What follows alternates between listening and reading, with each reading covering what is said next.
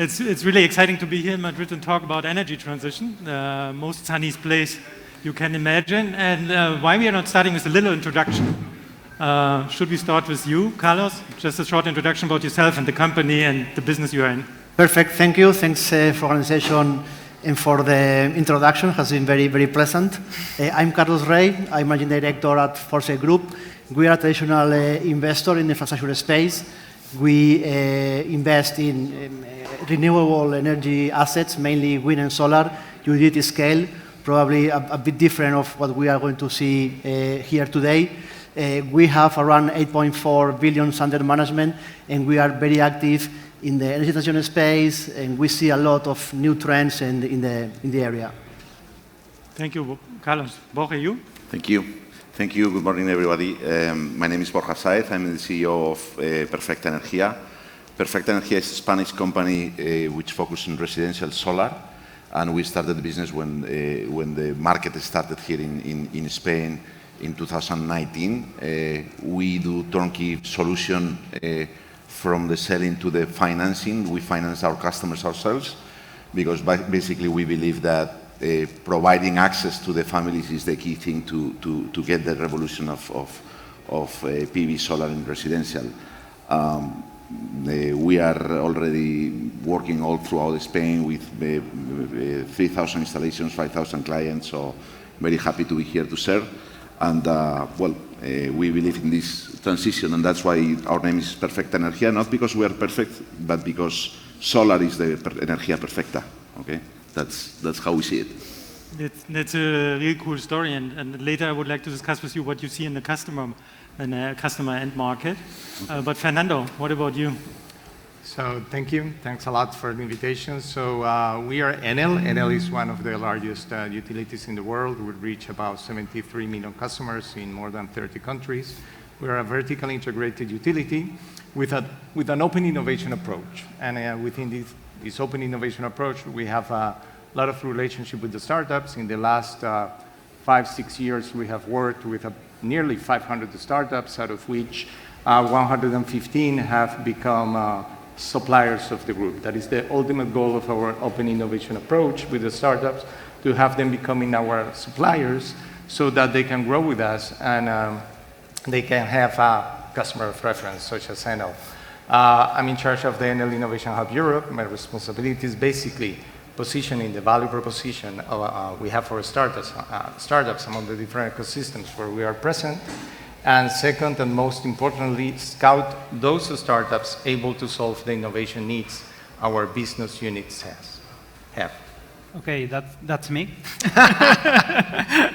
I'm Alberto Cortés, the CEO of Isin Solar. We provide the technology to allow these companies to enter into the distributed energy and to sell, to design, and to install energy solar photovoltaics. Yeah, thank you, Alberto. Just starting the panel, it's a question for all of you. It's a little bit about investors, what's happening in the startup scene, and also what's happening in the larger organization. What do you think about the impact of the current situation in Ukraine and Russia with regard to the energy transition? Will it accelerate? Will it pause? Will it stop? What do you see already now, and what's your future perspective on it?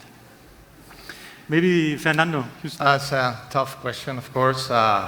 It is, first of all, it is inconceivable that we have a war in Europe in the 21st century. That's the first thing to say. And of course, wars are not good at all. But if we have already had the climate change as like kind of a warning of what we should do regarding the energy transition, then the war has become another warning, and it has shown how we have to reduce the dependency on fossil fuels, and how we have to push for the energy transition with not only with installing the renewable energies that will help us solve this dependency in Europe, but also with the electrification of demand. It's both ways that we have to work. What about you, Carlos? How do you see the investment market? Is it pausing now, or is it accelerating with regard to energy transition? Regarding the crisis in Ukraine, you mean? Yeah. Well, I mean, the fundamentals of the transition are there despite this matter. So I think it's well understood, and all the economies, private investors, governments are putting all the efforts towards this energy transition process. So not become dependent on fuel, not become dependent on centralized kind of generation, but the opposite, yeah, be more green, green, and reduce emissions, etc., etc. But this is a process, yeah. In the meantime, the societies need to be fit, yeah, with the energy, and we are in our position in the globe. In Europe, we are highly dependent of I would say everyone, yeah. We depend on the Russian gas, as for instance, but also we depend on oil from Middle East, US, or the Mexican Gulf, or North of Africa. So what we have learned with that crisis is that probably, we need to keep pushing for transition, but also we need to push for the secure of energy, yeah, and independence of the supply, yeah. So I think we need to accelerate plans. This is pretty clear, but evolve from one to the other is not switch to it for tomorrow. So it requires more policies, more investments, accelerate planning permits, reduce barriers for investments and for consumers to evolve to this, make much more easy, yeah, all the procedures for Borja clients to put solar panels in their roof and not be 4 months, yeah, waiting for the subsidy or waiting for the aid, and ourselves the same, be in the position to build plans as soon as possible, etc. But in the meantime, we need to do something because it's a reality that certain dependence we need to have, and in that cases, we are depending from, I would say, governments that are not aligned with us. Yeah, we are with friends with Europeans and with the Americans. We share the fundamentals of democracy, etc., but not with the other people that are close to us, and we are dependent to them. So I think we need to keep pushing the transition. We need to take hard decisions, and probably here we need to reopen the nuclear kind of element, yeah, because in the end is what Europe can generate without dependence, and we need to take brave decisions and push for that. Yeah, thank you. Alberto, Borja. Yes. Well, as Fernando said, obviously the humanitarian and the social thing is awful, and that's a disaster. But as we see it in the market, we're on the street selling to customers, and the perception that we have is the Ukrainian thing is being a shaker for politicians in terms of, as Carlos was saying, it's a major trend below, which is climate change and transition and so on. But at least this thing has served to European politicians to say, okay, we have to take action now. And the solar plan that the European Union has put on the table is quite aggressive and quite comprehensive. And, well, it's good news. At the end, this is going to, talking a little bit more on a corporate thing and the investor and the startups and so on, this is going to eliminate one of the questions you always get when you are doing rounding funds, which is, what about regulatory risk? What about the global trends and so on? Energy transition is here to stay. It's happening. It's going to happen. It's going to accelerate. So at least we are clearing one of the big topics that's always in the questions on the economic financing discussions. And obviously for the clients at the end, they are also more conscious on the prices of energy, independency and so on. So I think it has been a shaker for the market. Yeah. And what do you see, Alberto, right now happening with customers? Are they buying more or less? How's your business? Well, actually, as said, the energy transition is being pushed because, in the pocket of everyone, we are seeing the results, right? And we've seen like everything is connected, and almost the supply chain for the supermarkets got stopped in Spain, and the electricity price has doubled, right? So everyone sees how, the electrical bill has increased over the months, and everyone is looking for a solution, right? It's like, where can I save money now, and how can I be protected from? It's not a regulatory push. It's more like an effect that the consumer is seeing in their pockets. And starting again with Borja and Alberto, what do you see as limiting factors right now, scaling your business to the next level? Is it supply chain, Is it installation? Is it operation? So what do you see? What's happening right now? What do you need to scale your business faster Yeah. and Yeah. bigger? Yeah, I think that's a really interesting question, and we have the opportunity to be in the market in a B2B2C model with our partners, and we are facing the problems of selling photovoltaics right now, right? When everyone wants to buy, now you have to supply, right? And we are seeing like we don't have enough workers, electricians or PV specialists.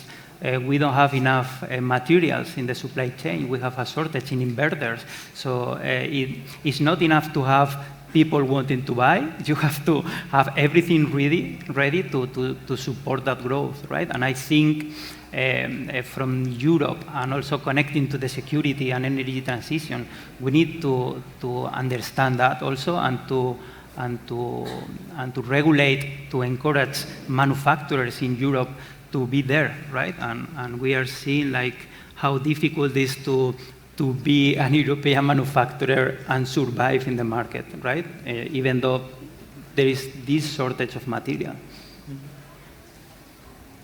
Borja, what's your view on that? Yes, installation is a bottleneck right now. Yes, for sure. Materials, well, I think the capability of industrial capability of many countries to adapt moves faster than the training of workers. So if there is a shortage of materials, it will be temporary. So at the end, obviously, in the market that we move, 3 months is long term, okay? But in energy transition, 3 months is nothing. So I don't see a problem in materials. I see more a problem in short term in working capacity, which is good news for Spain because we have a high unemployment, obviously, but you have to do the training. And on a business basis, what we are trying to make the leanest possible processes to reduce the pressing that you have from lack of installers or lack of material. That's more organization and how you deal with it, but it's there. It is there. Yeah, thank you. Anything to add from your side, Fernando? Carlos? Well, probably that what you were commenting about the demand side is what I was mentioning before. We see that last decade was the decade of the utility development of energy transition, let's say. That was all the installation of renewable capacity that we have done. So now we talk about we have renewable capacity from the utility side.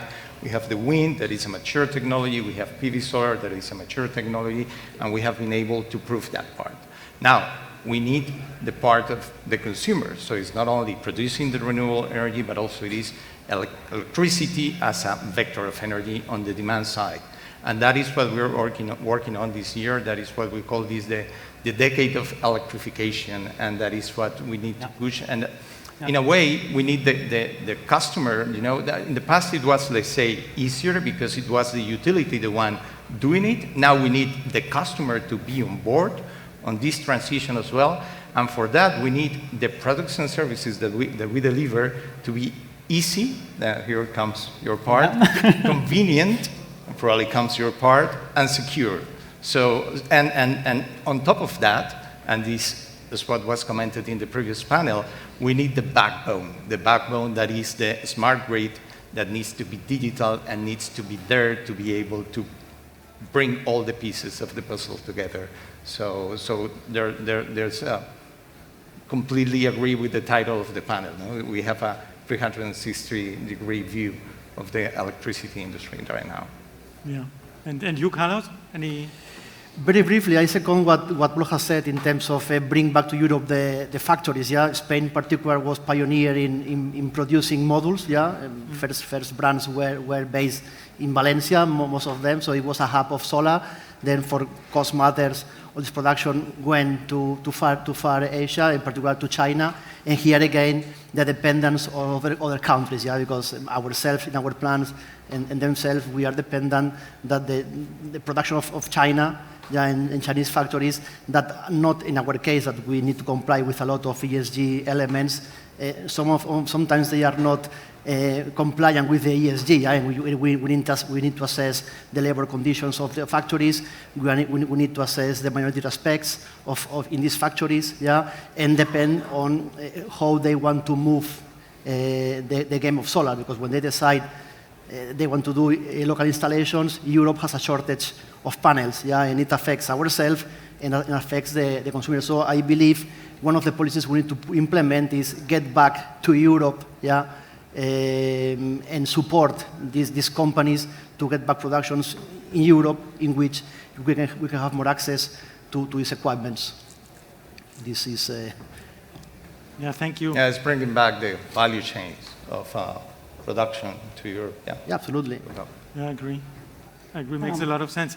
But then moving the topic slightly from the electrification of buildings, what PV in general is, but you also can use PV for electric vehicles, isn't it? For electrical cars. So the question is a bit, how do you see the electrical mobility going?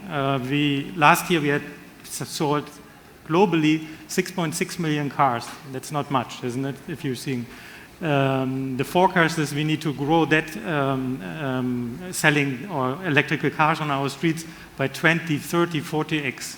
So my question is regulation already rightly set for accelerating this trend so that we can really also achieve the electrification of transportation? What's your view about that? Maybe Fernando, then Carlos. It's not only a matter of regulation, of course, it's a matter of having all the pieces of the puzzle together again. What we have seen is that, or in the past, there was kind of a sense of it is still expensive, the electric vehicles. Of course, when you have the help of government subsidies and so on to do this, of course, it kind of pushes the industry. Then you have, of course, the part of the charging of the vehicles. That was the other kind of pain point for the people. And I think we all have been able to work on this, not only the manufacturers of electric vehicles, that most of them are already, most of the traditional manufacturers are already doing them, but the utilities, we are providing this network, and we are developing this network needed for coping with these pain points that the customer had. And then, of course, governments are helping with the regulation. I think all the pieces are going in the right way. Now it's just a matter of having, again, the customer pulling demand, so pulling the offer, let's say, so having more demand of electric vehicles in order to scale up the industry. I think, with the electrical cars, the problem right now is the battery is the core of the car, and it's not evolved enough. The cost is still super high. So if you force you put the two solutions to an end customer, you're going to still buy diesel for 30,000 euros or buy an electric car for 100,000 euros. It's still, the decision is clear already, and this happened in the past with the photovoltaics. So, or you regulate to encourage, to give grants to customers to decide to buy something more expensive instead of something cheaper, because in the whole Europe is better for Europe to electrify. Or I think consumer will not push to buy cars which are like double the price than regular cars, right? It is where incentives exactly come into play. Exactly. And also probably new business models as well. That's true. So. That's true. It's quite similar to the photovoltaic energy evolution, and we see that is exponential. How the price decreased, and I think we will see that. But if you want to push it in the short term, you need help, economic help, at the end of the day. Yeah, makes sense. And just adding one question into your direction and leaving in the room the first question, but what do with technology moving that quickly, how can investors prove their investments in that spaces like electrical mobility and so on and so forth? Well, electric vehicles or the infrastructure in electric vehicles is not yet, if you wish, a easy asset to invest for a typical infra fund. Yeah? It needs scale, it needs volume. Yeah? I think probably it's more for corporates such Enel or maybe the traditional oil and gas companies that are evolving towards the green space. Yeah? I'm personally a bit reluctant of the deployment of electric vehicle. Yeah, I think there are 2-3 challenges that we need still to find a solution. One is the infrastructure. Yeah, if you live in a single family house, yeah, you can have your plug, either the fast or the slow, and you plug your car. But how many of you live in a single house? Most of you live in an apartment, yeah, a block of 15 apartments. So how you can plug and where you can plug your car. So this is first point, infrastructure. Second is something what Alberto was saying, the technology. We talk about a battery. Yeah, this battery runs out and it's not anymore used maybe in 2 years, but I can afford to buy a new phone. Yeah, but my family cannot afford to buy a new car every 2 years because the battery doesn't work anymore. Yeah, so I think you cannot push this expense to families. Yeah, so I think technology needs to evolve a bit more. So. And the third, I don't know which is. I forget it. No, sorry, the third, yeah, the third, of course, mobility is one of the main pollution elements, yeah, but we also need to understand the mobility of goods and transport, so lorries, etc. And maybe here the technologies like hydrogen can support this transition from the typical diesel or petrol mobility, but also planes, ships, so not be focused only in the domestic car and put to the single individual, do something for the planet. Yeah? So I think we need to think wider and change completely the mobility of in our societies. Yeah, that's right. Yeah, within the cities, for sure, electric cars have an opportunity, and also for public transport. But then, of course, for airplanes and long-distance trucks and so on. It makes no sense that you go with an electric car in Barajas Airport and you have the plane shooting kerosene, yeah, and polluting like all the fleet. No, I mean, we need to be consistent. Sorry. Yeah, I agree. It's a good point. Flying is the most polluting I think we can do as human beings, and it's up to us. For ships. Or shipping, yeah. But yeah. But then, just having a couple of minutes of time, the question to all of us, it's a bit, what risks do you see with regard to the energy transition? What are things which worries you, which may don't let you sleep? I don't know, any kind of reflections?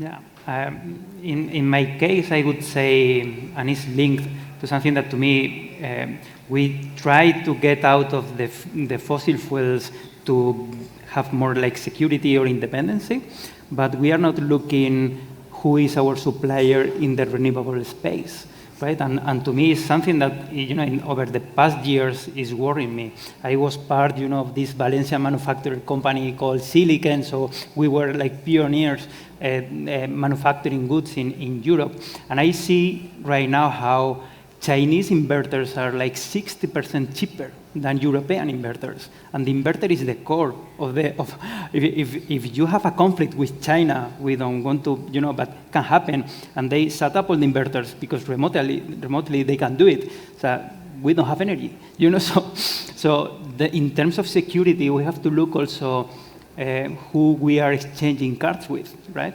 Is I think something we should, as Europe, reconsider. I will bring it from the macro point of view to the micro point of view. That is my day-to-day work. That is, we have a lot of pilots with the startups, which is good because it is a way to prove technologies, new business models, to bring them in to help with the energy transition. And of course, we want them to not being any more pilots, but being realities within the company. And that is still what we still need to do within the big corporates. Talking with people in open innovation in other corporates last week, we all came to the same conclusion. We have we have walked a long distance from, saying one day we want to work with the startups, being able to introduce the startups to the corporate traditional mindset, having been accepted, having been able to launch the pilots. We have done that, but now we need to bring all these pilots to our reality and to a scale. So that is, I would say that is my worry now, in my work, how to do that. That's very interesting. From pilot to scale up is a big jump, and you suffer a lot from it. But to your question, Jan, what I see is that energy transition needs to be closer to the end customer. Consumers and families has to be in the center. So far, in the last decades, energy has been a discussion of big corporates, which is good, big assets, which is good, and the end customer was, the one paying the bill. That's it, And good regulations and the plans from the European Union is great. Grants are great, but they have to be thought of for the end customers, And the end customers, they are the ones that are going to do the transition on electric vehicles. When the customers are ready to get electric vehicles because it's worth it, there will be a transition. So what worries me is how all this macro thing is going to touch down into the final client, which is the one that is going to make the reality. At the end, in our case, the reality is people putting panels in the roofs. And the good thing is that they put panels and they ask you, can I put an EV charger? Fantastic. Can I put a battery? Fantastic. You have to facilitate that part of the business. The big corporate regulation thing is necessary, but we have been many years thinking just on that part. And you already mentioned, the convenient. Convenient, easy, secure. That is how we see how the to security deliver is fine from the regulators and the big corporates, but the convenience and simple the things is what we need to do. We're on that. We're on that. I know.